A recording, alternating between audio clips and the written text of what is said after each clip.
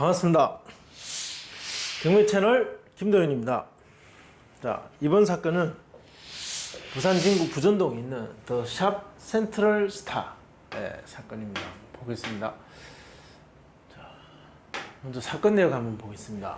2019 타경 11,998호 부산지방법원 본원 사건입니다. 부전동에 있는 부산시 진구 부전동에 있는 더샵 센트럴 스타 B동 16층입니다. 물건 종류는 아파트, 전용 면적은 39.4평, 대지권은 4.8평, 토지 건물은 일괄 매각입니다. 소유자, 채무자는 송 누구누구로 같은 사람이고 채권자는 캐피탈, 또 그리고 한 명 더. 좀 복잡한 어떤 채권 관계가 많이 있다. 그 정도 예상하시고 나중에 등기 현황에서 한번 살펴보겠습니다. 입찰 20일 전이고 감정가가 5억 6,500만 원이었고 최저가가 4억 5,200으로 9월 16일에 진행 예정으로 있습니다. 부전동 지나가시다 보면 한 번쯤은 다 봤던 물건일 겁니다. 예.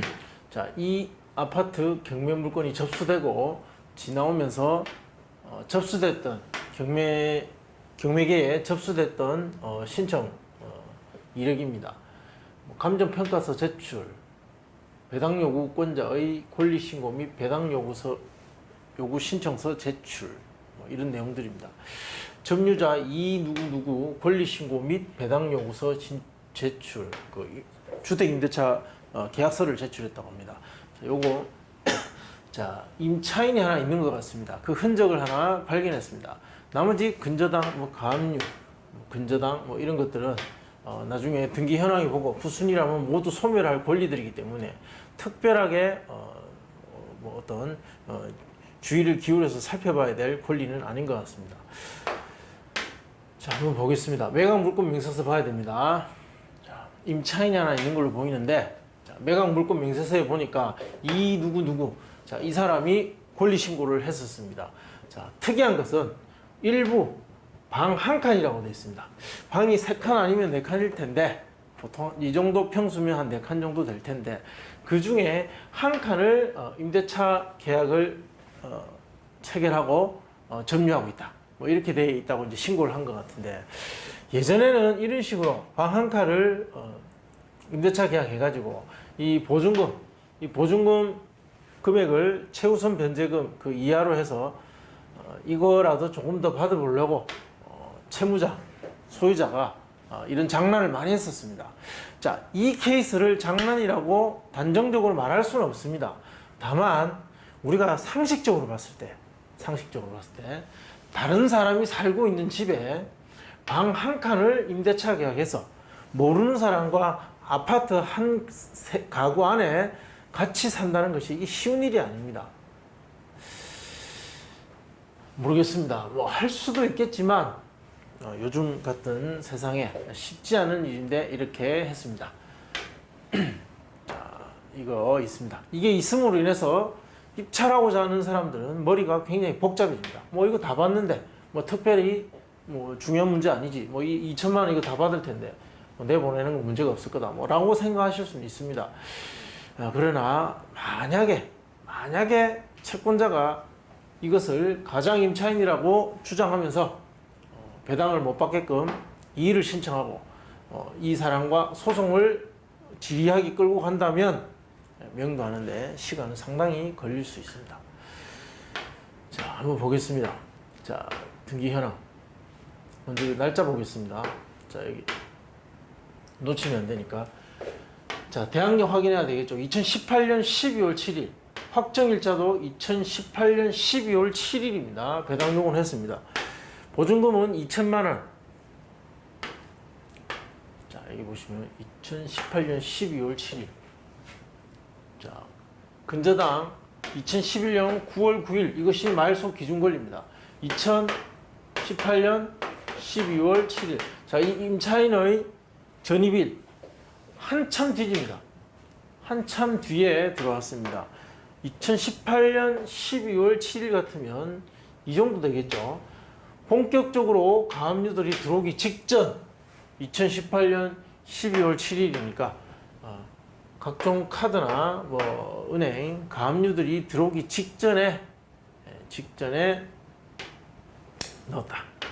자, 임차인 같으면, 일반적인 임차인 같으면 이러한 집에 굳이 들어가서 함께 모르는 사람과 살지 않는다. 분명히 둘은 어느 정도 아는 사이일 겁니다. 아는 사이에 또 임대차 계약을 하고 들어갔다. 뭐 그럴 수는 있겠죠. 어쨌든 채권자 입장에서는 대단히 불쾌한 어떤 그런 상황이겠죠. 여기 보시면 첫 번째 근저당 뭐뭐뭐 은행. 자, 여기서 채권 최고액 4억 9,100입니다. 그리고 두 번째 근저당 뭐뭐뭐 보증재단에서 2,160. 자, 이 사람 같으면 만약에 배당을 조금이라도 받을 수 있는데 이 소액 임차인한테 2천만 원을 먼저 감으로 인해서 못 받을 수도 있습니다. 또는 여기 3천만 원. 자, 이 두 번째, 세 번째. 또는 아예 여기서부터 낙찰가가 이 금액 훨씬 이보다 낮다면 자기가 1순위가 가져갔어야 될 2천만 원을 못 받게 되는 결과가 있겠죠. 따라서 제가 말씀드리고 싶은 건 이 첫 번째 근저당, 두 번째 근저당 또는 3번째 근저당 낙찰가가 얼마 나올지는 모르겠지만 그 금액 범위에 따라서 어디에 낙찰가가 형성되느냐에 따라서 배당 관계에 이 사람이 또는 이 사람이 또는 이 사람이 누군가 한 사람이 이 2천만 원을 먼저 가져가는 것에 대해서 불만을 제기하고 배당 이의를 해서 소송을 진행할 수도 있다. 만약에 소송을 진행한다면 임차인은 2천만 원 소액 보증금을 배당받지 못하고 공탁되고 진정한 임차인인지의 어떤 확인하는 소송의 과정을 거치게 됩니다. 그럼 그동안 낙찰자는 내보내지도 못하고 그렇게 굉장히 힘들 수도 있다는 것이죠. 명도를 해야 될 기간이 길어질 수도 있습니다. 자, 등기사항에 인수할 것은 없다. 모두 다 소멸되고 단지 방 한 칸에 소액 임차인이 있는 문제가 있습니다. 등기부상에 인수할 것은 없다. 자, 관리비 입찰가와 명도에 영향을 충분히 줄 만큼 연체될 수 있습니다. 특히 소유자가 직접 거주하고 있고 한 칸은 임차인한테 준 상황. 자, 관리비 연체 가능성이 있으니까 꼭 확인해 보시기 바랍니다. 각종 공과금은 관리비에 포함인지 아닌지 조사하실 때 같이 확인해 보시기 바랍니다. 자, 임차인 있습니다. 이 누구누구라고 권리신고도 했고 대항력은 없고 보증금 2천만 원, 이 소액 보증금 배당 요구를 했으니까 최우선적으로 이 돈은 배당이 될 겁니다.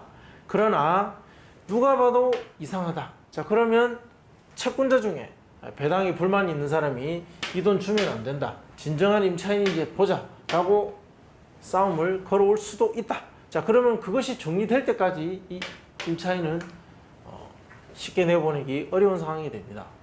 소유자야. 자, 점유하고 있는 것은 소유자 세대와 임차인 세대. 자, 이 두 개 다 임차인과 소유자.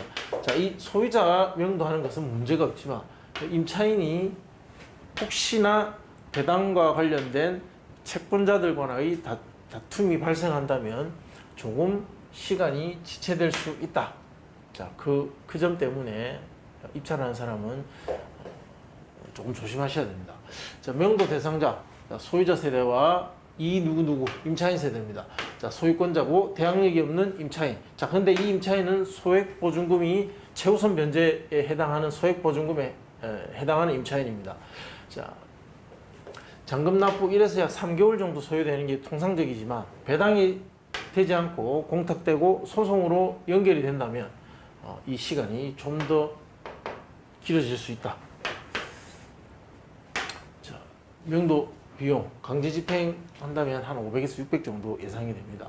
자, 이 명도 비용을 주고 강제 집행하느니 협의해 가지고 차라리 그 돈 그냥 이사비 주고 협의해서 내보낼 것을 권장합니다. 자, 명도 소송 가능성 굉장히 낮습니다. 낮지만 사건 진행 상황에 따라서 그 임차인, 소액 임차인과 명도 소송할 가능성도 있다라는 것. 이건 좀 희박하지만 그렇지만 그럴 가능성이 있다라는 것을 한번 인지하시라고 제가 말씀드립니다. 자, 시장에 나와 있는 지금 호가되고 있는 더샵 센트럴 스타 동평익대 물건입니다. 자, 5층 6억 3천 호가하고 있습니다. 저층 5억 8천, 중층 6억 1천. 나름대로의 어떤 층에 맞게끔 적절한 가격을 호가하고 있다. 자, 그러나 매수자 입장에서 과연 이 가격이 맞는가? 자, 그렇다면 실거래가를 살펴봐야 됩니다. 자, 요거는 C동, 이건 B동이고 조금 다른 평형대인데 거의 크기가 비슷한 평형대입니다. 보면 5억 9천 정도에 호가하고 있습니다. 자, 거래 사례를 보면 자, 현재 경매에 나와 있는 평형대와 동평형대의 물건을 보면 2020년에 와서 5억 9천, 6천, 9천, 5천, 5천. 자, 6억을 기록한 경우는 없었습니다. 5억 중반과 후반 사이에 층에 따라서 분포되어 있습니다. 그러나 호가하고 있는 물건들은 전부 6억 이상을 호가하고 있습니다. 그러니까 매도자와 매수자 간의 차이가 대략 7, 8천만 원 정도 나고 있다는 것이죠. 작년에 거래된 거 보면 5억 초반에서 중반입니다. 가격이 어느 정도는 상승됐다는 것을 알 수는 있는데 다만 매도자의 그 희망만큼 오르진 않았다. 자, 감정은 5억 6,500입니다. 자, 그러나 호가되고 있는 것과 그리고 거래된 사례를 종합해 보면 5억 중반에서 후반 사이. 자, 따라서 5억 5천에서 이건 하한가입니다. 정말 잘 받는다면 한 5억 8천까지 가능하지 않을까. 자, 이 금액 범위 안에서 거래가 가능할 것 같습니다.